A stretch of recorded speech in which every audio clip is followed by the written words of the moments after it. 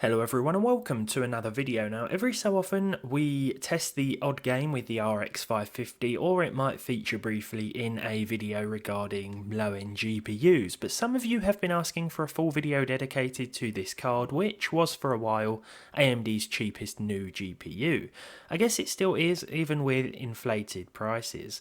Can games still be enjoyed with a card like this? If we remove any CPU bottleneck from the equation and let the card do its thing, does it produce playable frame rates?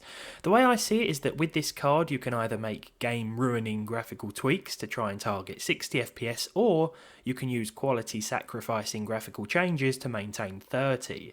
Those two options actually sound way too similar when put like that, but what I mean is that this card is way better suited to a 30 FPS experience, albeit with some but not as significant sacrifices.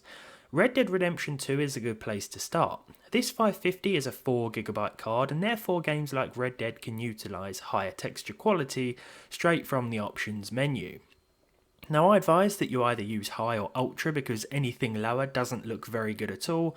Running the game with 90% resolution scaling is still a bit too much for the GPU to handle, so I actually reduced it to 80. Now I try to maintain a 1920 by 1080 resolution where I can and adjust the resolution scale in games that allow it, instead of adjusting the native quality, because this way on-screen elements like the HUD retain the same crisp quality as 1080p would.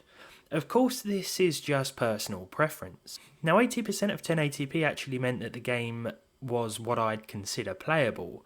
The resolution is akin to the base Xbox One version, which runs at about 860p, so it's a little soft overall but not entirely off-putting. Playing in first person mode might be a little more jarring though, with a variable frame rate, so you might want to cap it to 30 if you intend to use similar settings. There will also be some drops below this, but for the most part the game is still enjoyable.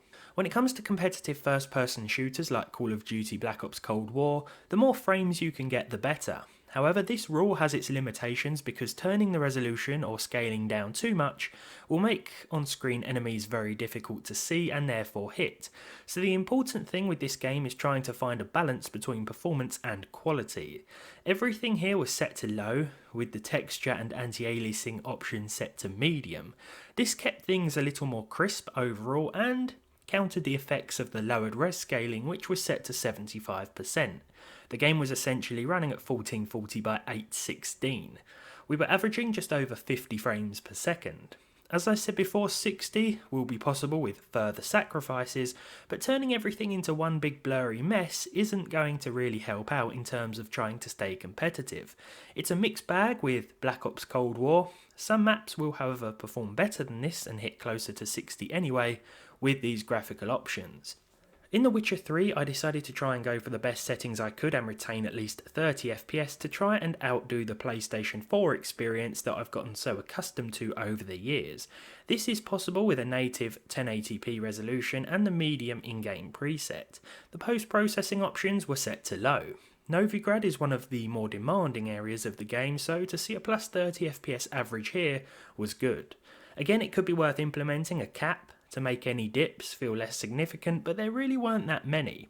I should stress that the 2GB card will do worse, and certain texture settings in some games will be unusable because of the lower VRAM amount. Is The Witcher 3 still enjoyable on this card? Well, I'd say it is. The 550 will have no problems with Overwatch at 100% scaling at 1080p. The low preset, which uses FXAA and the medium textures, will be a fine choice for this budget GPU, and you should expect decent averages, 1% and 0.1% low figures from the RX. We were averaging 115 here, though let's say you wanted 144 FPS, you should be able to do this with a native res or res scale adjustment, and the game won't look too bad for it. Personally, I'm happy with this frame rate, and it's not too far off of what you can expect from some integrated Vega graphics. The same can be said for other games' performance as well. Now Overwatch is very much enjoyable with this card. Performance will change slightly depending on the map, but all of them will run with over 100 FPS on the 550. Okay, so the next one was probably expected, but whatever you choose to do in Cyberpunk graphics wise, well, the game won't run particularly well. Now I mentioned not trying to target 60 FPS because games will end up looking like mud, but here we had to make it look like mud to hit 30, or close to it. 55% of 1080p will sort of do the trick, and if I'm honest, it looks okay through all the blur, but this is a lower than 720p resolution that we're running with. Is the game enjoyable? Well, if you don't mind continuous eye strain and a variable frame rate that makes sandpaper seem smooth, then yes, but realistically it's too all over the place, especially in action-intensive scenes. In Assassin's Creed Valhalla you can toggle dynamic resolution in order to try and target your desired frame rate, but it doesn't really work with this card. The best bet here is to just set it manually at around 70%, and this was the option I used to target 30 FPS.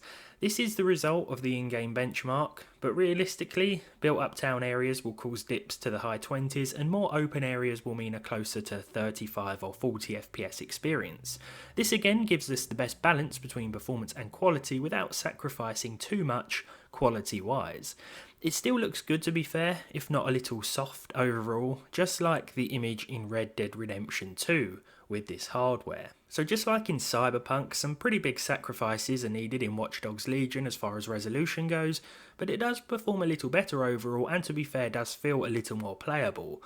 The 550 certainly has met its match, or many matches this year, as far as big AAA releases are concerned, but there will always be games that it can run going forward, and part of the fun is tweaking the graphical options. Now everyday users of this GPU probably don't feel the same, and it's probably worth finding a used 750 Ti or buying a new 1030 instead, despite the lower amount of VRAM. There are 4GB 750 Ti's, I believe, on the market, which are harder to find, but they would probably be beneficial in a lot of titles at any resolution, just like the 554GB is over the 2GB card. So finally, it's the classic that is Grand Theft Auto 5. It's still very popular, and because of its age, it still runs well on lower end hardware, the RX 550 being no exception. A mixture of high and normal settings means that the game will run at plus 60 FPS almost consistently, so there's nothing else to really say. The game is enjoyable, and I could play it happily for hours on this GPU, which stays fairly cool and quiet, to be honest. Overall, the AMD RX 550 4GB is still putting up a fight, though it's best suited to a 30 FPS experience with lower settings. A closer to 60 FPS experience is sometimes possible, though more often than not, this won't be the case unless the native resolution is significantly reduced or the resolution scale is adjusted. It's also worth keeping in mind that with some APUs like the Ryzen 3400G, you're going to be getting a similar experience gaming-wise with the onboard Vega graphics, and if you go with one of those options, then you're going to have a better CPU than you might have otherwise. But that's all I can really say for the 550. I hope you've enjoyed this video. The 4GB card will do better than the 2GB variant, especially in 2021. If you like this one, leave a like on it, leave a dislike if you didn't. Subscribe to the channel if you haven't done so already, and hopefully I'll see all of you in the next one.